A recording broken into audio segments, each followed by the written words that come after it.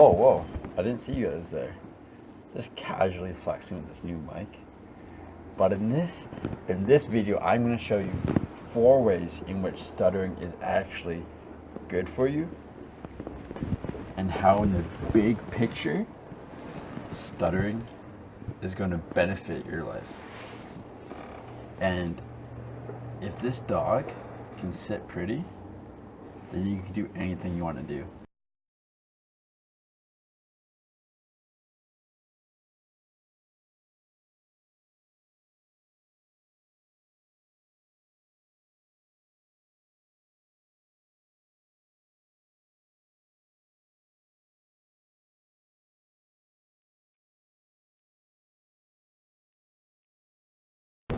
Swing.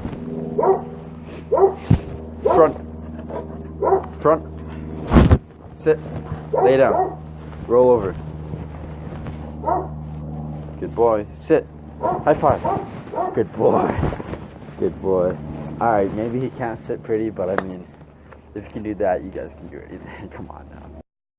So depending on your awareness, your wokeness, your perception of your stutter, based on where it's at right now, I'm not saying this is 100%, but maybe if you're new to the game, or if your stutter is really bad right now, you're gonna have this negative mindset about it, that it does nothing but kills your joy, kills your happiness, kills your energy, torments your mind, and just drives you nuts. And don't get me wrong, this is fine to have, because you know why? We have all had it. Every single one of us who stutters have had it. You're not alone. But the difference between the people who are thinking that way, who have those feelings, those thoughts, and the people who have overcame their stutter, or is on the journey right now to overcome their stutter,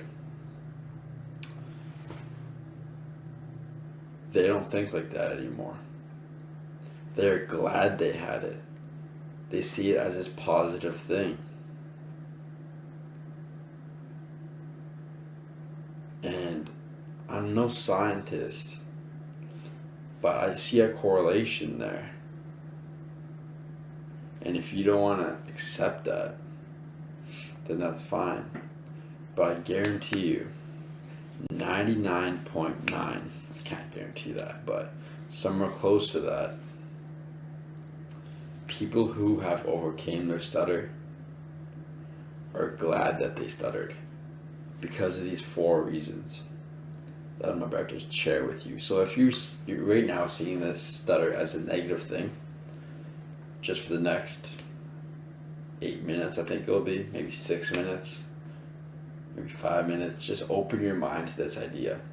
And if you don't want to accept that, if you still want to see it as this negative thing, I'm not judging you. You're your own person. Think of it how you want to think of it. But these are 4 ways in which stuttering benefits you.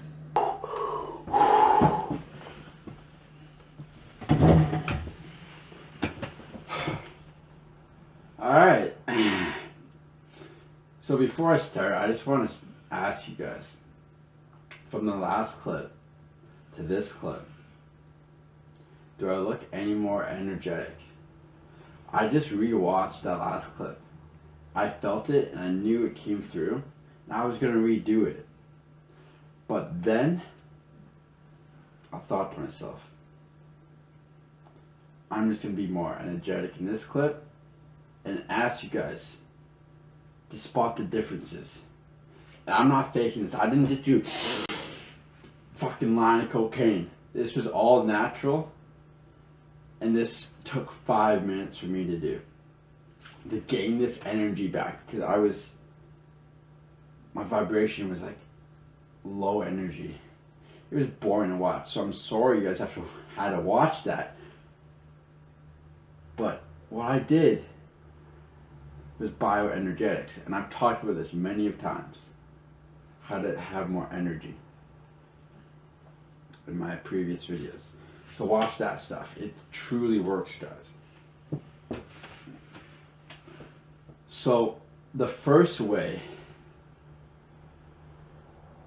this stutter is good for you is it makes you unsatisfied. And you may ask, or may say, being unsatisfied is bad. That isn't good. You just want to be satisfied. That's when you feel good. Fuck no. Makes you unsatisfied with your speech. 100%. Maybe dating. Maybe just your social life. Makes you unsatisfied with those. I know it did for me. But being unsatisfied and not wanting to be unsatisfied with it, wanting to be better, is where the drive comes in. It gives you that drive. It gives you that drive to be better.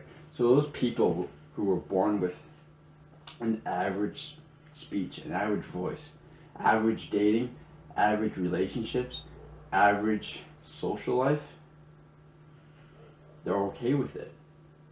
They're satisfied with it. But us, we're unsatisfied. We want the best. And that's where this is fucking amazing, man. Because there's a little thing called inferiority complex. Some people say it's bad. I say it's fucking amazing, man. It's when you feel inferior to people in some way. So, speech. And you have this complex where since you're below average, subpar, you just want to be the fucking best. And I have that with a lot of things in my life. And I know you have that too. That's how you guys, I know a lot of you guys watch RSD. Those people, most of those instructors, I know Julian, Max, I don't know about Owen, but the top guys were all so bad with women. RSD is this, if you guys don't know, real social dynamics. Teaches you social skills, but mostly geared towards picking up women. They were all so bad with women. Way down there. Then they had this drive because they were so bad to do amazing. Now they're the top people in the world for picking up women. How is that not fucking amazing? I wish I had more bad things happen to me. It sounds retarded. Shouldn't be saying that. It sounds stupid. But I want that feeling to be better.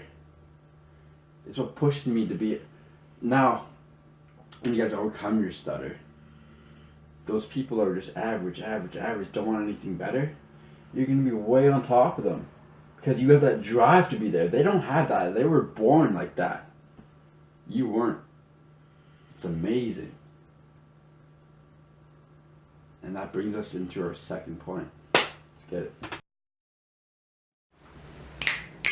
Alright, before I get this second one going, I just want to quickly say, past videos I have not been that authentic, alright? I've been holding back my swearing. I want to make it more PG, but I want you to be authentic. I want me to be authentic. I'm going to start fucking swearing, alright? Because that's what I do. I don't want to hold back. I want you guys to see the real me. And then you can judge if you want to watch these videos or not. I'm not going to put up some face, alright? Let's do it! So, the second thing is it makes you a great conversationalist. You might ask, how the fuck does it do that? I stutter. Well, according to Dale Carnegie and me in the book, How to Win Friends and Influence People, he says the number one trait to have to be a great conversationalist is to be a good listener. And most likely, now 100% of the time, most likely, if you had a stutter, you were always that shy kid in class. that quiet kid in the group. And being that, you listened a lot. You develop that skill. It's a skill you have to develop. A lot of people think, I'm just gonna listen. That's it. That's how good it is. It's a lot more than that. Have you ever had to try to talk to someone? You can see it in their eyes that what they're really thinking about is themselves and how what they can say next, like what they always talk about, most likely most of the time isn't even related to what you were saying. You can see it in their eyes. They just want to like rush you through the subject so that they can talk about themselves. Man, those people suck to talk to. Chill out, Chase. Chill out. But have you ever talked to someone? They're rare. Maybe you haven't. Talked to someone who just sits back and just listens to you talk. You know that they're not on some like their cup isn't full. They like you can actually talk to them about stuff. They just sit back and they listen. They don't try to interject and interrupt you, and you know they're just giving you their full attention, just sitting back and listening. Man, I've had a couple of those. I wanted to put a ring on their finger because most people aren't like that. Most people don't know how to listen, and you'll remember those people. And those people will remember you. All right? So that's huge. You can be a great listener. Just use your experience and develop that listening skill. You got this. Let's go to number 3. Since you guys are making moves, I am making some moves. I don't know why I'm doing this. I am stupid in the head. But I'm going to try a handstand that I literally have not tried in probably 8 years. And I'm just going to try it because that idea popped up in my head. Alright, let's do it. This is so dumb. What are we doing? I'm going to break something for sure. Nope, positive thinking. I said handstand, I'm going to try headstand. Alright, my wrist hurts. Oh, this is stupid.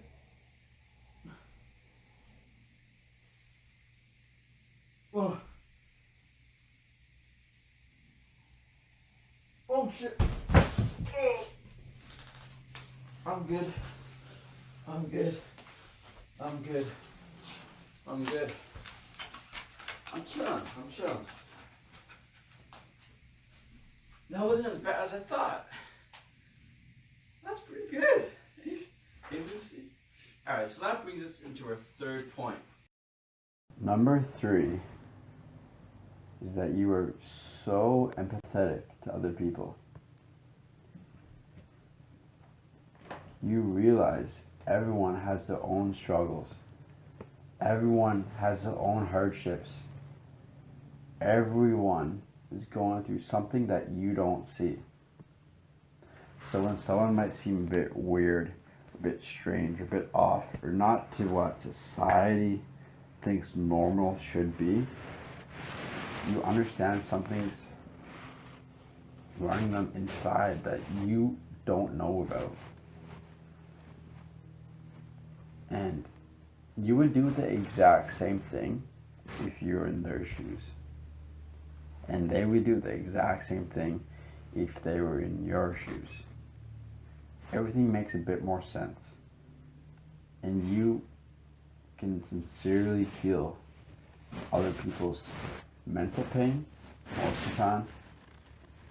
And you understand what a lot of people are going through that have that either anxiety,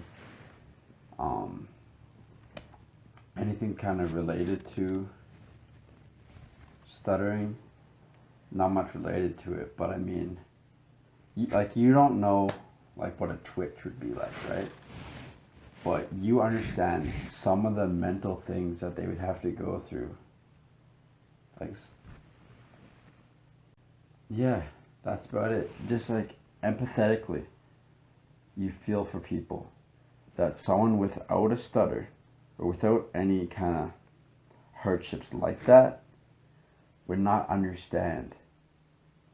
So we're at an advantage there, and we can also relate to people a lot more.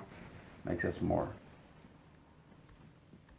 people would want to talk to us because we're more relatable to other people's hardships. And more accepting and all that stuff. So that's number 3. And it's a really big one. It's a really important one too. Let's go to number 4. And the 4th thing is that it allows you to deconstruct yourself.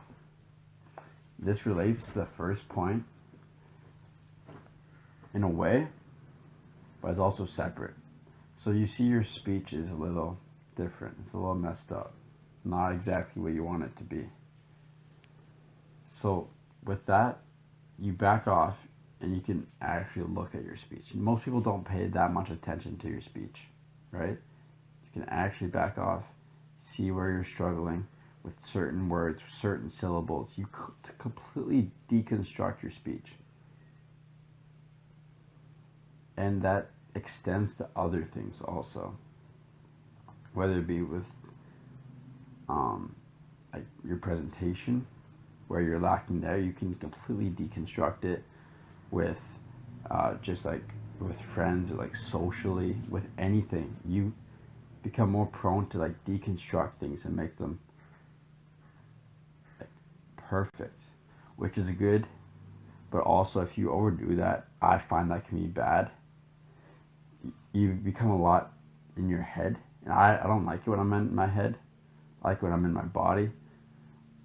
But a few times, not always being, a couple times in your head's fine, is what I'm trying to say.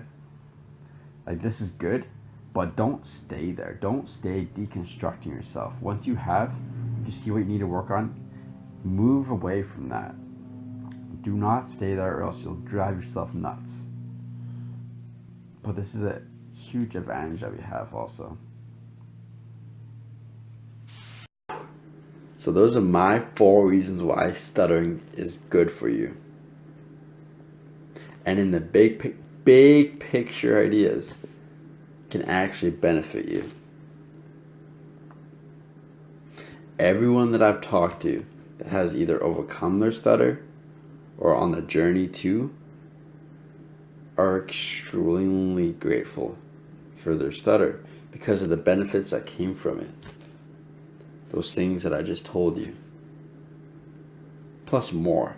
Those are the 4 main ones that I can see that have affected my life and will affect yours too if you just collapse the right mindset. Didn't use the right word for that, but whatever.